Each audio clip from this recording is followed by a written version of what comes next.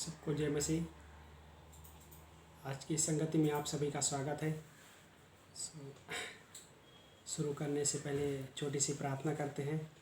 प्रभु जी धन्यवाद करते परमेश्वर, आपकी महिमा प्रशंसा करते लॉर्ड इस दिन के लिए, इस समय के लिए जो आपने हमें दिया। प्रभु ब्लेस करो प्रभु इस संगति को। प्रभु जी आपका सामर्थ्य से भर दो प्रभु, पवित्र आत्मा के द्वारा लीड करो हमारे आत्मा में, प्राण में आपका वचन जाने पाए प्रभु, और हम उस तरह से जी भी सके प्रभु। हमारी प्रार्थना है, हेल्प करो हम सबको यीशु मसीह के नाम से, आमीन। आज मैं छोटा सा हिस्सा पढ़ना चाहता हूँ जो कि आप गिनती के अध्याय में, जो कि अध्याय 14 से है ना, इस हिस्से को पढ़े रहेंगे। पहली पंक्ति में इस तरह से कहता है कि तब सारी मंडली के लोग रो रो कर चिल्ला उठे और रात भर रोते रहे। तब इज़राइली मूसा और हारून के विरुद्ध कुड़कुड़ाने लगे। संपूर्ण मंडली ने उनसे कहा, काश हम मिस्र में या इस जंगल में ही मर जाते। यहोवा हमको उस देश में ले जाकर तलवार से क्यों मारवाना चाहता है? हमारी पत्नियां और बाल बच्चे तो लूट में चले गए।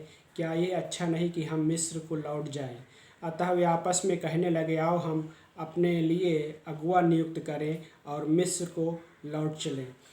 इस हिस्सा में है ना, इज़राइल जो कि विद्रोह करता है, लेकिन जब इस हिस्से को लेकर है ना, इजरायली लोग बोलते हैं कि आओ हम अपना एक अगुआ तैयार करें जो हमको फिर से मिस्र में लेकर चले। गॉड ने मिस्र से इजरायलियों को छुटकारा दिया, लेकिन फिर से वहाँ पे जाना चाह रहे इजरायली लोग, और उल्टा गॉड को ये कह रहे गॉड हमको मारना चाहता है। लेकिन उसके बाद जब हम पंक्ति पढ़ते हैं वचन नंबर 11 में, गॉड वहाँ पे गॉड क्रोधित होता है, और उस पंक्ति में लिखा है कि तब यहोवा ने मूसा से कहा, यह प्रजा मेरा तिरस्कार कब तक करती रहेगी, है ना। गॉड जब क्रोधित होता है तो बोलता है कि मैं सबको नष्ट कर दूंगा। लेकिन इस हिस्से में जबकि मूसा परमेश्वर से विनती करता है कि गॉड, है ना, और वो पंक्ति 17वीं पंक्ति में है एक्चुअली देखा जाए तो। 17वीं पंक्ति में मुख्य हिस्सा है इस हिस्से का, कि वहाँ पे बोलता है कि परंतु अब हे प्रभु अपनी सामर्थ्य को महान बनाए रख, ऐसा जैसा तूने कहा है ना। लेकिन एक हिस्सा है कि जब गॉड बोलता है कि ये प्रजा कब तक मेरा तिरस्कार करती रहेगी, कब तक ये बलवा करते रहेगी, कुड़कुड़ाते रहे, तो गॉड ने निर्णय लिया कि ये भी मैं सबको एकदम नाश कर दूंगा। लेकिन जब ये चीज़ें हुआ तो मूसा गॉड से कुछ बातें कर रहा है ना। परंतु मूसा ने यहोवा से कहा वचन नंबर 13 में, तब तो मिस्री इसके विषय में सुनेंगे, क्योंकि तू इस प्रजा को अपनी सामर्थ्य के द्वारा उनके बीच से निकाल लाया, है ना।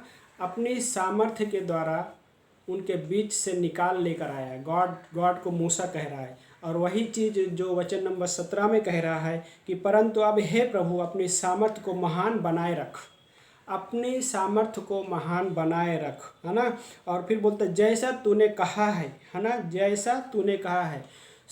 यहाँ पे एक हिस्सा है कि गॉड का रेपुटेशन बोलते हैं ना इंग्लिश में, रेपुटेशन के बारे में मूसा सोच रहा है कि गॉड का जो रेपुटेशन है, कितना वो सोच रहा था कि गॉड का रेपुटेशन ख़राब नहीं होने देना चाहता है, और गॉड को बता रहा है कि गॉड तुमने ही वहाँ से निकाल लेकर आए। अगर इस तरह से होगा तो मिस्री लोग क्या कहेंगे कि गॉड के पास जो महानता है वो महान परमेश्वर नहीं है, लेकिन महान परमेश्वर है वो। और मूसा को वो चीज़, परमेश्वर की महानता के बारे में वो चीज़ समझ में आ गया कि गॉड कितना महान परमेश्वर है, और उस महानता को गॉड को बोलता है कि गॉड तेरी महानता के अनुसार तुम क्या करना कि ये चीज़ों को वैसे जैसे तूने कहा वैसे ही बनाए रखने के लिए कहता है। एक हिस्सा मैं सोच रहा था कि गॉड का रेपुटेशन है ना ख़राब होने नहीं दिया।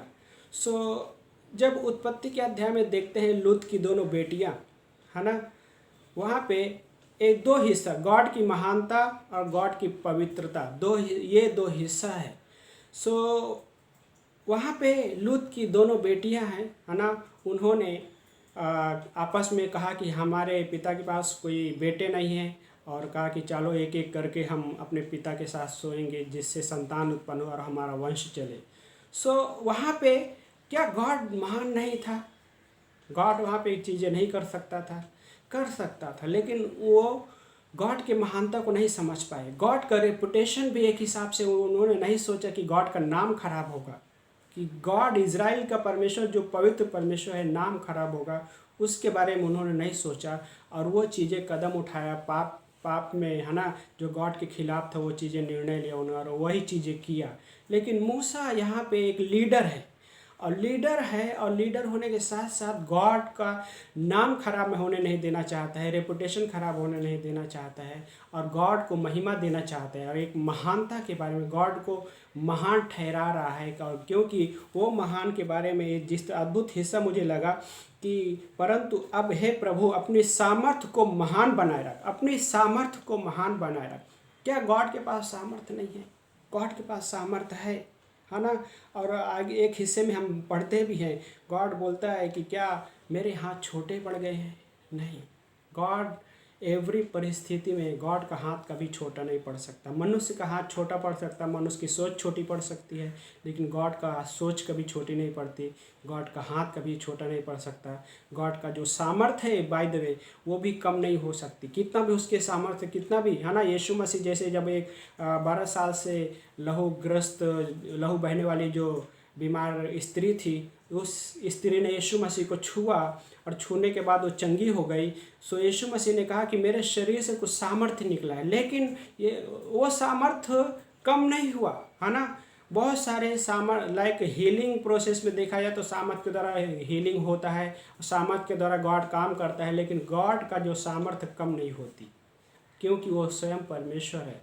और उसी सामर्थ्य और उसी महानता के बारे में मूसा यहाँ पे गॉड को प्रेज कर रहा है। एक हिसाब से ये चीज़ें रेपुटेशन के बारे में सोच रहा है, लेकिन वहाँ पे एक गॉड का प्रशंसा करने जैसा है। और जब इस तरह से एक मसीही अपने जीवन में आगे बढ़ता है और हम देखते उस हिस्से में गॉड अपना मन बदलता है, सारे इजरायलियों को नाश नहीं करता। क्यों? क्योंकि गॉड ने उनको वहाँ से निकाल लेकर आया, क्योंकि गॉड ने वो चीज़ को चुनाव किया कि निकालने के लिए, है ना। गॉड लाइक निर्गमन में हम देखते कि इजराइल लोगों ने दुहाई दिया, लेकिन उससे पहले गॉड को पता था कि मेरे लोग मिस्र में गुलाम है, मैं उनको ऐसे नहीं छोड़ूंगा, मैं उनको वहाँ से निकाल लेकर आऊँगा। क्योंकि गॉड हमारा परमेश्वर, हमारा जो है सामर्थ्य में महान परमेश्वर है। और हमारे लाइफ के एवरी पार्ट देखा जाए, हर एक हिस्से में गॉड अपने उस सामर्थ्य उसके सामर्थ्य की महानता का कार्य करता है। लेकिन कई बार हमको इंतज़ार करना पड़ता है कि उसके सामर्थ्य की महानता को देखने के लिए, है ना। उसके सामर्थ्य की महानता को 12 साल से लहू बहने वाली स्त्री जो थी, उसके सामर्थ्य की महानता को देख पाया। जैसे ही उसने कपड़ा छुआ पूरी तरह से चंगी हो गई, है ना। लेकिन लूत की दोनों बेटियों ने उस चीज़ को क्या किया, गॉड का रिपुटेशन को एक हिसाब से कहा जा सकता है ख़राब हो गया। वहाँ पे उन्होंने नहीं सोचा उसके बारे में, गॉड की महानता के बारे में नहीं सोचा। वहाँ उन्होंने खुद है ना, खुद से वो चीज़ें करने के लिए कदम उठाया। इवन क्या बोलते हैं कि थियोलॉजिकल इस तरह से कह सकते हैं कि गॉड की मदद करने के लिए उन्होंने निर्णय लिया, लेकिन इंसान गॉड की मदद नहीं कर सकता। इवन भले ही मूसा कह रहा है कि गॉड अपने सामर्थ की महानता के अनुसार तो क्या करना, है ना, बनाए रखना उस तरह से, लेकिन मूसा मदद नहीं कर रहा है, बल्कि मूसा प्रशंसा कर रहा है, गॉड को महिमा दे रहा है उस सारी चीज़ों के बीच में, है ना। सो ये एक अद्भुत हिस्सा है कि हमारे लाइफ में उस परमेश्वर की महानता आज भी काम कर रही है ना। उस परमेश्वर का जो सामर्थ है आज भी हमारे जीवन में काम कर रहा है, क्योंकि उसने हमें बनाया है ना। सो ओके, सो यहीं पे समाप्त करते हैं सब। सो आमीन। आइए प्रार्थना करते। प्रभु जी धन्यवाद करते हैं इस संगति को प्रभु, जो आपने हमें मदद किया प्रभु इन सारे हिस्सों में। यीशु मसीह के नाम से प्रार्थना को मानते हैं, आमीन।